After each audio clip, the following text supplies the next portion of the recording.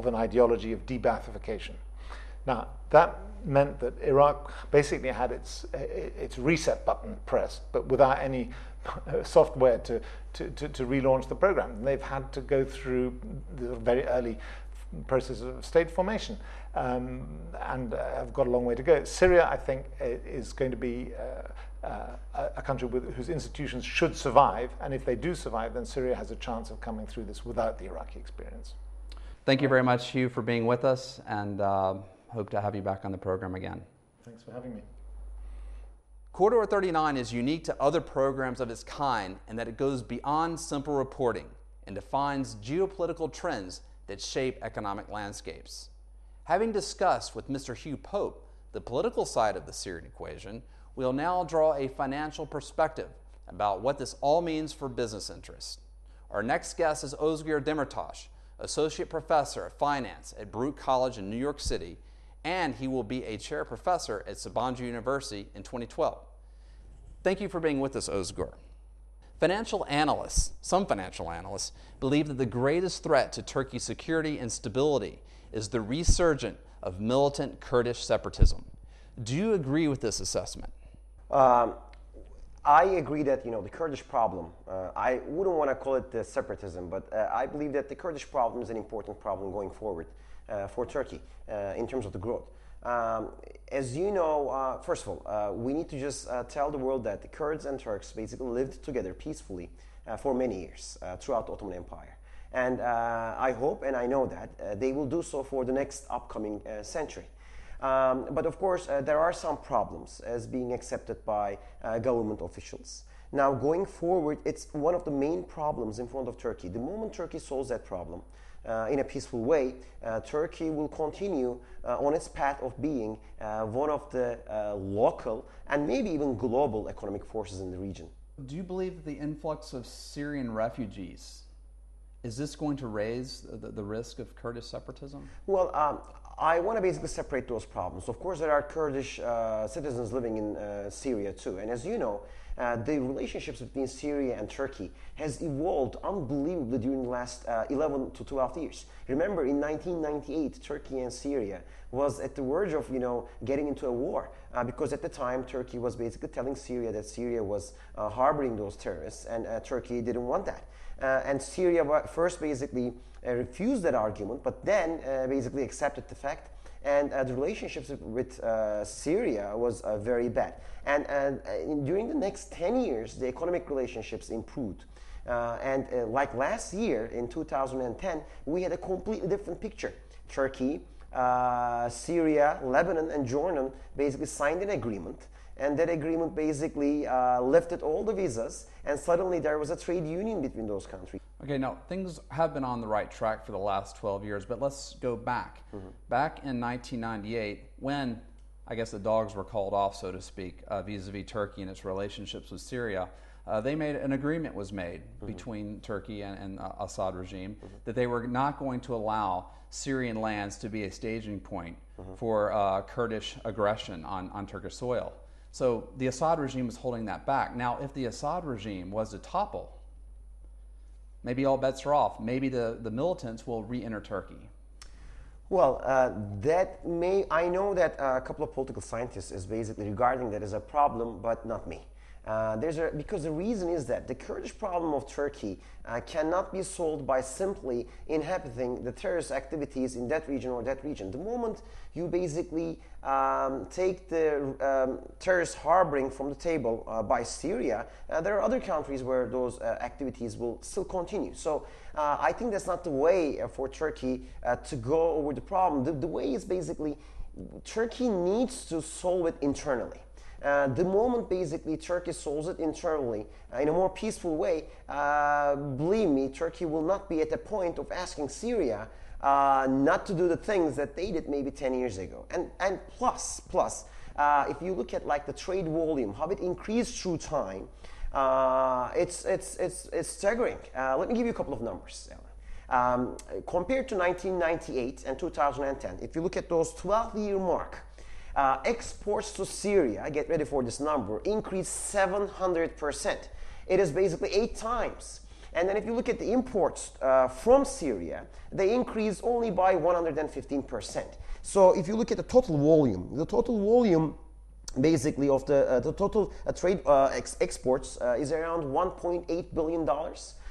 Whereas right now our imports are around, by 2010, and these are World Bank numbers, are around $600 billion. So basically, overall, we're speaking about a $2.5 billion trade volume with Syria. Now, if you look at just the absolute number, it's $2.5 billion, and including the informal trade between Syria and Turkey, it's around $5 billion. $5 billion maybe seem to be a large number if you just look at the number, but in terms of the percentages, of course, it's low. Okay, just to sort of reframe kind of what you just said. Will the implosion of Syria affect Turkey's economy? You're saying it's just $5 billion informal and formal. Well, I guess informal, formal trade figures. So that would be that would have a negligible effect on Turkey's economy if there was an implosion of Syria. Now, to answer this question, let me give you two concepts. Let's define two concepts. The first concept is tangible assets, and the other one is intangible assets. When you talk about economic activity between two countries, you talk about exports between those two countries, you talk about imports and the total trade volume. These are all tangible assets. We can measure them. We have basically statistics regarding those things, and now we can basically take all these assets and value them, and then take a present value of those assets and tell people how important those tangible assets are. But behind the curtains, there are also intangible assets. So what are those intangible assets? Like peace in the region, like the relationship between the citizens of two countries. These kind of things cannot be measured by numbers, but sometimes they are even more important than the tangible assets. Now, to answer your question, Turkey's soft power, would you say that's yes, soft power, yes. You can just say the soft power. Now, this soft power suddenly becomes very important now all around the world, especially in the Middle East region. Now, to answer your question, if there is something bad happening or worse happening in Syria, what's going to happen economically? To answer this question, we can simply look at the percentage of the exports to Syria throughout the total exports, within the total exports of Turkey. You know how much it is? It is just a little more than 1%. So looking just to that number, we cannot say that it's going to have a significant effect. And if you look at the exports of Turkey, 46% even more is to Europe, and nearly 6% is to Russia, and a little more than 1% is to Syria. And most of it is basically textile products. Wouldn't all this unravel, all this, if Syria was to erupt into sectarian conflict and it was sort of just a cauldron for international interferences, where a battleground where the Saudis are facing off with the Iranians and Turkey stepping in, wouldn't Turkey be forced to take sides and lose a lot of those intangible assets that you spoke of? That I agree. Unfortunately, that's the danger actually. Turkey may lose those intangible assets because remember, up until now, throughout the last 5 years, by what the Turkish government called peace all around policy, we increased the intangible assets. And Turkey achieved that by simply not siding with anybody as outside observers observed Turkey. But as we know, actually we're reading reports, Iran is trying to play a bigger role in the region. And Turkey and Iran, although they're both Muslim countries, as you know, Turkey is predominantly a Sunni country, and Iran is basically Shiites. And this wasn't much of a problem, at least as we see it. But behind the curtains, of course, this was a problem. And Turkey, yes, you're right, may be forced to side with somebody. But if you're asking my personal opinion, Turkey will try to delay this as much as it can, because Turkey drives its power by being independent as much as it can be. Just for an example, just imagine if Turkey was to take sides, and because it is predominantly a Sunni nation, right? And what happens if it did have to take sides in this conflict on the Sunni side, and it receives over 20% of its gas from Iran? Don't you see some knock-on effects that could happen coming out of this conflict vis-a-vis Turkey's energy security, its trade relationships? Iran's a very important trade neighbor of Turkey as well, matching its economy in terms of GDP. So just kind of some of these knock-on effects from what this conflict, could you comment about that? Well, the probability of Turkey taking sides is very low, to tell the truth, because the role of Turkey in the region, Turkey is a big economy. And as you know, we did a show during the election night, and I voiced my opinion as an optimist, as Turkey being the 16th largest economy in the world, and it's going to be probably the 13th largest economy in the near future. So Turkey being a power like that, I don't think that Turkey will side with anybody going forward. Threshold, like what are the threshold things? Like what do we specifically need to watch for? Currently, I think it's a bit stable. There are 10,000 refugees which pass through the Turkish borders. And for like a week ago, or a couple of days ago, the representative from Syria said that there are no problems in Syria. And Turkish officials basically said, that's not what we see. There is a problem, otherwise why are the people fleeing from the region? So please accept like international press to the country and let them observe how the situation improved in Syria. This is the only way you can give a message to the world. And then the representative basically said, as we read from the newspapers, that's exactly what we're going to do. We're going to basically accelerate the reforms. So if they do not do that, if the refugees start flowing to Turkey by increased numbers. How much is increased? What's the alarming number? First, we don't know how many people are at a difficult position on the other side of the border. Because remember, there are also relative relationships between Turkey and Syria. Some relatives are living in Syria, some relatives are living in the south part of Turkey. And because remember, the Hatay region is like a bridge between Syria and Turkey, and Hatay basically joined Turkey only after 1939. So some people might have forgotten that. So in the worst case scenario, let's say, Assad regime going down or something crazy happening in the region, then it may affect CDSs, then it may affect the interest rates. But I do not think that the effect of this will be larger than, let's say, a collapse of the bond markets in Greece. Okay, what about a NATO strike? What would be the economic impacts of that? That would be huge.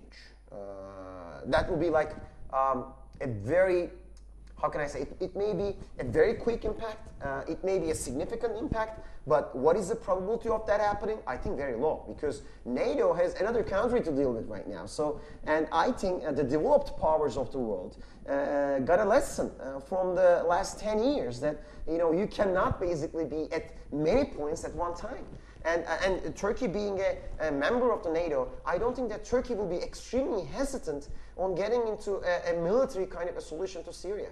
I am hoping, not only as an academic, but also as a citizen, that Syria will solve that problem internally by itself by learning a lesson from the regional countries. And remember, let me give you an analogy here. Think about a sick person. A sick person, let's say, is prescribed an antibiotic. So if you delay getting an antibiotic, let's say 500 milligram of antibiotics, then if you delay it further and further, you need to get even more antibiotics to solve the same problem. This is exactly the case for Syria. If Syria wants to solve this problem, they need to do reforms, and those reforms should be quick and should be fast and should be right now. They cannot delay those reforms. And guess what? If they delay the reforms furthermore, the reforms that they need to do in the near future will be way more than they would have done, and they would have solved the problem currently. So they need to be clever, I believe. They need to get a lesson from the region, from Egypt, from Libya, from Tunisia, and from Yemen, and basically move forward and solve the problem as quick as possible, because that's exactly what we want. We don't want any more problems right now. Okay. Thank you, Özgür Demirtaş, for being with us today. Thank you very much, Alan. That wraps up today's program of Corridor 39. See you next Wednesday.